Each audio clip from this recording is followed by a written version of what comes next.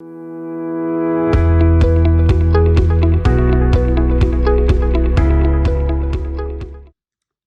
everybody. Hi, I am Dr. Soumitra.Life. I'm a pediatric consultant based at Bhagirathi Neotia Newtown Hospital.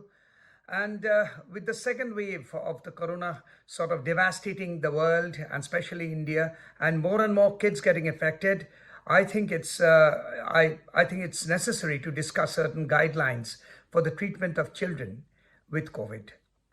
Children usually don't have a lot of symptoms. It's usually in a family where there's a family of three or four. When any other member of the family is affected, and children usually present with a little bit of cough, cold, a little bit of malaise, a body ache, a little bit of runny nose, a little bit of intractable cough. So that's always present, and they usually don't suffer a lot.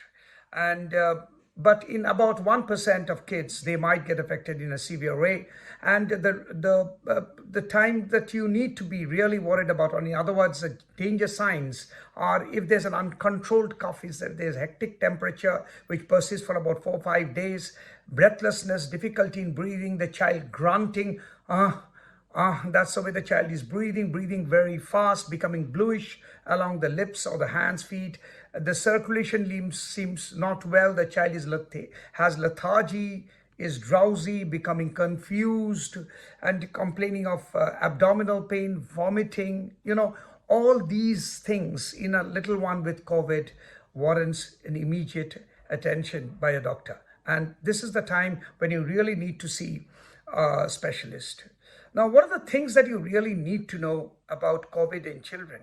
COVID usually is a very harmless disease, a very innocuous disease in children, and it usually doesn't affect a lot. But in certain children, specifically with those who have congenital heart disease, who have had a bad asthma, whose chest is really bad, had recurrent pneumonias, or in children with immunodeficiencies who have been on high dose steroids for different other conditions, these is the group of children who usually get affected. Ex-premature babies, COVID can sort of, affect any baby, from 1 month old up to about 16, 18 years of age. And the higher the age, the more the child is prone to be affected. Fortunately, the third wave, which has been predicted to be, which is supposed to go and affect a lot of children, is not true. I mean, there are more numbers of children who are going to get affected, but that's because of the fact that the disease is spreading rapidly. More families are getting affected, and so more children will get affected. But there's nothing to panic so much about the third wave. Now, there is one condition called MISC, which is a complication of COVID, which happens to very, very few children, but it can happen less than about 1% of the kids. And that usually happens after a month or so of the child suffering COVID, when the child may have bloating of the body, abdominal pain, swelling of the face, high temperature, eyes and face might get swollen up, accumulation of fluid inside the body. So it's basically a multi-inflammatory disease which affects all the organs of the body, but that happens very, very rarely. It often affects the heart also. I mean, it's very rare, and there's nothing to get worried about it, but certain children can definitely have these things, so it's easy to know. Now, what are you going to do when the child has got COVID? First of all, the child, you have to understand that medicines do not help. A lot of people are going to talk to you about vitamins and vitamin C and, things like doxycycline, steroids, remdesivir, and, azithromycin.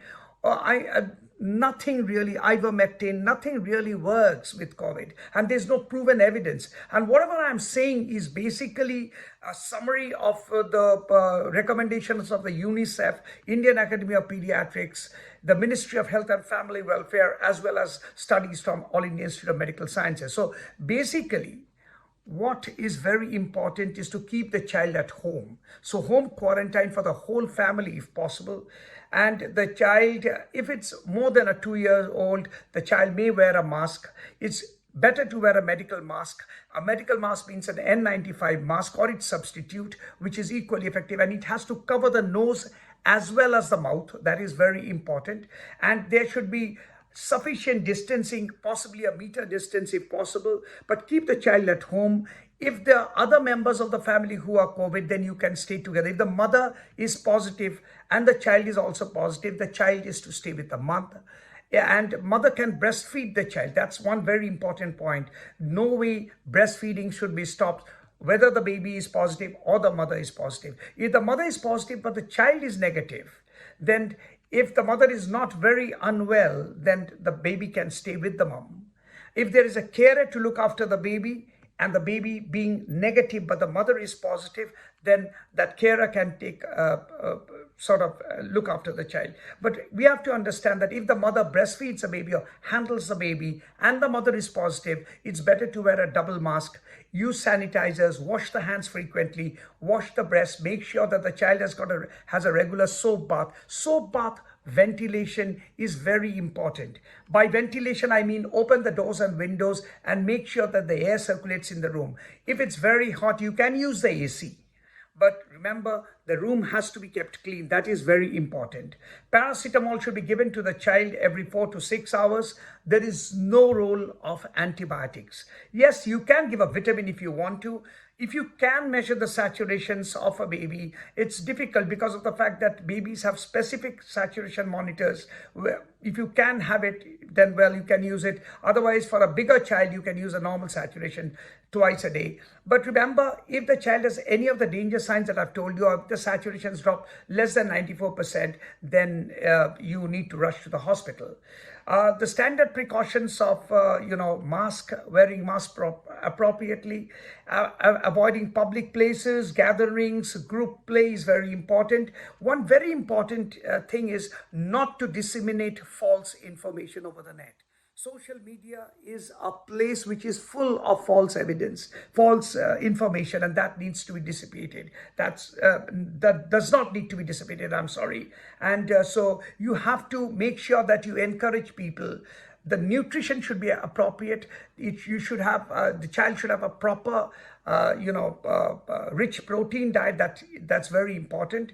And breastfeeds are definitely yes. For mothers, you can breastfeed, and definitely don't forget to vaccinate yourselves, even though you are breastfeeding. That's another important point.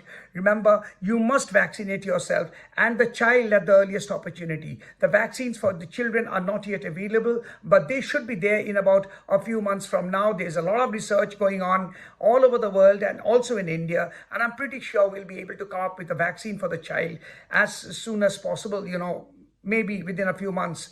And once the vaccination is all, please do vaccinate. We have lost a lot of time, a lot of energy, lost a lot of resources by not vaccinating ourselves. So we shouldn't make that mistake once again. We should vaccinate our children as quickly as possible and also ourselves. Thank you.